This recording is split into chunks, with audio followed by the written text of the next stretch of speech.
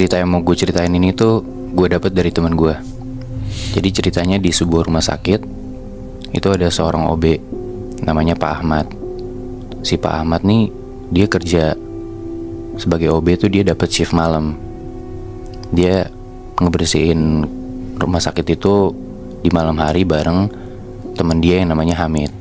Ini rumah sakitnya sama temen lo disebutin nggak, Bi? Temen gue nggak nyebutin rumah sakitnya di mana.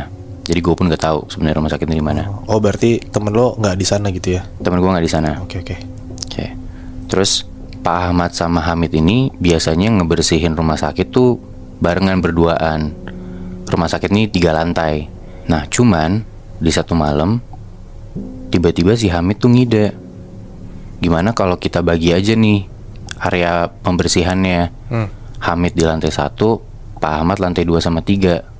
Hamid mikir kayak gitu, ya biar cepet selesai aja ngebersihinnya. Ya udah akhirnya mereka sepakat buat nyebar. Tapi sebelum mereka nyebar tuh mereka ngomong dulu, nanti kalau udah selesai kita balik lagi ke ruangan OB ya. Nanti kita ketemu di sana. Oke. Singkat cerita mereka berdua bersihin. Mulai ngebersihin tuh sekitar jam 10 malam. Dan sekitar jam setengah 12-an tuh Pak Ahmad udah selesai ngebersihin lantai 2 sama 3. Cepet banget memang karena lantai 2 sama 3 nih gak banyak orang berlalu lalang kayak lantai 1 lah. Kalau di rumah sakit tuh siang-siang ramai banget lantai 1. Akhirnya Pak Ahmad selesai, setengah 12 dia balik ke ruangan OB di lantai 1. Tapi pas dia masuk ke ruangan OB, Hamid gak ada. Oke, mungkin Hamid belum selesai menurut Pak Ahmad. Akhirnya udah dinungguin 1 jam, 2 jam. Itu tuh Hamid gak muncul-muncul. Kemana nih Hamid nih? Akhirnya sekitar jam 2-an lebih, karena dia udah nunggu lama, dia coba nyariin Hamid tuh. Dia cari di sepanjang lantai 1. Dia panggil-panggil, Hamid, Hamid. Nah si Hamid nih gak nyaut. Di malam itu Hamid benar-benar hilang. Akhirnya Pak Ahmad nyari lagi. Dia masukin ke setiap ruangan yang ada di lantai 1. Dan ternyata Hamid tetap gak ada. Sampai akhirnya Pak Ahmad ingat, di lantai 1 itu ada kamar mayat, yang mana dia belum ngecek ke situ. Akhirnya dia pergi ke kamar mayat. Dia buka kamar mayatnya. Ternyata benar aja, di situ ada Hamid. Dia lihat di situ Hamid duduk ngeringkuk, kayak dia megangin kakinya, nekuk gitu loh. Oh ya, ngerti. Nah di situ tuh Pak Ahmad nanya ke Hamid, Hamid, kamu kenapa? Hamid gak jawab apa-apa. Sampai akhirnya Pak Ahmad tuh kayak nyoba megang dahinya si Hamid, dan emang Hamid tuh hangat di situ badannya. Oke. Ya udah akhirnya Pak Ahmad bilang ke Hamid, ya udah Mid, kamu pulang aja. Di situ Hamid gak ngomong apa-apa, dia langsung pulang. Oke. Nah keesokan harinya Hamid nih gak masuk. Dan ya akhirnya Pak Ahmad harus ngebersihin 3 lantai rumah sakit tuh sendirian. Jam 10 dia mulai bersihin. Pak Ahmad nih mulai dari lantai 1. Dia ngebersihin seluruh ruangan kecuali 1 ruangan, yaitu kamar mayat. Karena ya Pak Ahmad nih gak berani buat ngebersihin kamar mayat sendirian. Akhirnya dia nge-skip kamar mayat. Dia langsung naik tuh ke lantai 2. Dia bersihin lantai 2, kelar, bersihin lantai 3. Udah selesai, itu sekitar jam 2-an lah. Dia balik lagi tuh ke ruangan OB. Sampai di depan ruang OB, begitu Pak Ahmad buka pintu ruangannya, dia kaget banget sama apa yang dia lihat. Di saat rumah sakit tuh gak ada orang sama sekali, udah sepi, dia ngeliat ada sesosok genderuwo. Badannya gede banget, hitam, matanya merah, melototin Pak Ahmad, seakan-akan ngehalangin Pak Ahmad buat masuk. Dia diem doang genderuwonya. Iya. Akhirnya karena panik, Pak Ahmad kabur. Dia lari dari ruangan OB itu, dia cari tempat yang aman.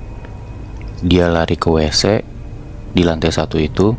Dia coba ngumpet di dalam kamar mandi, di dalam kloset. Tapi gak lama setelah dia duduk, dia ngerasa di belakang dia tuh ada orang yang ngeliatin dia Tapi itu dia di dalam kloset. di dalam Bilik kloset. di dalam bilik kloset. Dan ternyata pas Pak Ahmad ngeliat ke belakang, itu beneran ada genderuwo yang tadi di atasnya dia, Anjing, ngeliatin dia dari atas. ngikutin berarti. Genderuwonya ngikutin Pak Ahmad. Oh. Pak Ahmad makin panik, dia langsung cabut dari WC. Dia coba cari tempat lain. Hah, Dia sampai masukin hampir setiap ruangan di lantai 1. Dan Pak Ahmad ini tetap diikutin sama genderuwo ini. Pokoknya setiap ruangan atau tempat yang didatengin Pak Ahmad tuh, genderuwonya tuh ada juga di situ. Sampai akhirnya Pak Ahmad nih terpojok ke kamar mayat yang ada di ujung lantai 1. Ya udah, dia coba masuk ke ruangan mayat itu Buat ngumpet. buat ngumpet. Dia tutup kamar mayatnya. Dia nunggu beberapa lama, baru tuh si genderuwo itu nggak ngikutin. Akhirnya setelah nunggu beberapa lama itu, dia mau coba keluar dari kamar mayat karena dia udah merasa lega lah, Rasa aman lah. merasa aman. Cuman pas dia mau buka pintu kamar mayat itu, gak bisa. Ruangannya kekunci. mati. Dia coba gedor-gedor, gak ada yang denger dia dan gak ada yang bantuin, gak ada yang nyamperin dia. Sampai akhirnya dia kayak ngerasa ada orang di kamar mayat itu yang merhatiin dia. Dan setelah dia nengok ke belakang, ternyata dia ngelihat ada kakek-kakek di ujung kamar mayat itu. Terus kakek-kakek ini ngomong, "Kenapa kamar saya nggak dibersihin?" Anjing. Nah, ya itu kan kamar mayat ya. Ya, lo bisa asumsikan lah si kakek ini siapa. Iya. Di situ Pak Ahmad tuh, ya dia dengar si kakek ini ngomong, dia panik, dia gemeteran, dan sambil ketakutan dia nyoba buat bersihin kamar mayat itu.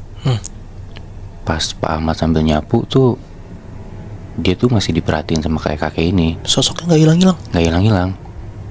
Sampai Pak Ahmad ngelap-ngelap segala macem, dia masih tetap diperhatiin. Sampai akhirnya kamar mayatnya udah bersih, kakek-kakek itu tiba-tiba hilang aja. Anjing. Tiba-tiba. Aja dia hilang, gak ada lagi. Oke. Dari situ Pak Ahmad coba keluar dari kamar mayat, dan akhirnya bisa. Udah gak kekunci lagi. Udah gak berarti kekunci ya? lagi. Pak Ahmad keluar dari kamar mayat, dan akhirnya kebesokan harinya Pak Hamid udah masuk dan kerja lagi sama Pak Ahmad.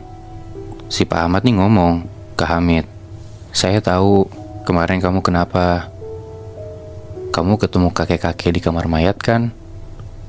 Nah di situ akhirnya si Hamid nih ngaku kalau dia tuh emang nggak bersihin kamar mayat. Makanya para penunggu kamar mayat di rumah sakit itu tuh jadi marah karena kamar mayatnya nggak dibersihin. Sampai akhirnya ya si para penunggu ini minta supaya kamar mayat itu dibersihin yang bener, jangan dilewat-lewatin. Oh, makanya mereka sengaja digangguin ya. Betul. Iya, dan tempat yang paling nggak diikutin sama genderuwo itu kan cuman kamar mayat itu iya, kan. kamar Iya, mayat kamar doang. mayat tadi. Jadi kayak digiring gitu dong OB-OB ini. Iya.